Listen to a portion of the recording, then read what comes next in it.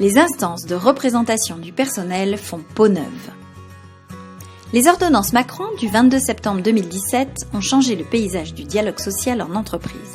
CSE, C2SCT, CASC, il y a toujours autant de sigles qu'avant. Je suis perdu.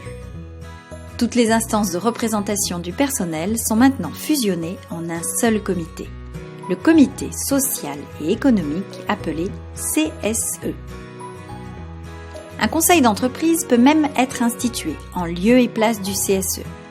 Le conseil d'entreprise regroupe les attributions du CSE et en plus a la capacité de négocier un accord collectif.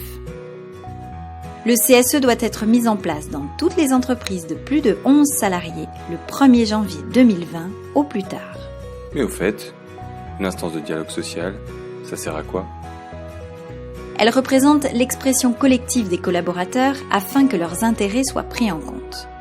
Le chef d'entreprise doit informer et consulter les instances de dialogue social avant de prendre des décisions stratégiques sur l'évolution économique et financière de l'entreprise ou sur sa marche générale. Et le CSE, quelles sont ses attributions ? Le CSE reprend les attributions des 3 instances qu'il remplace. Il joue un rôle économique. 1. Il assure la consultation, le suivi économique, financier et stratégique de l'entreprise. 2. Il gère les œuvres sociales pour les salariés. 3. Il veille à la protection de la santé et de la sécurité de tous les collaborateurs.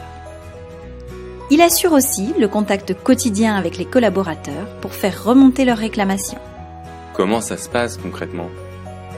Le CSE se réunit au moins 6 fois par an sur les orientations stratégiques, la situation économique et financière de l'entreprise, la politique sociale.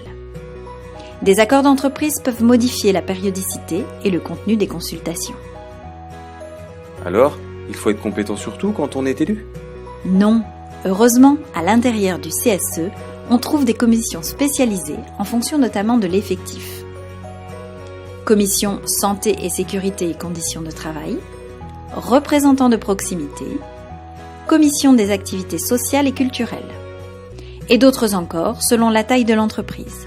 Commission des marchés, commission pour l'égalité professionnelle, commission de la formation, commission économique, commission d'information et d'aide au logement. Toutes ces commissions réunies dans le CSE, ça facilite le dialogue et la fluidité des décisions.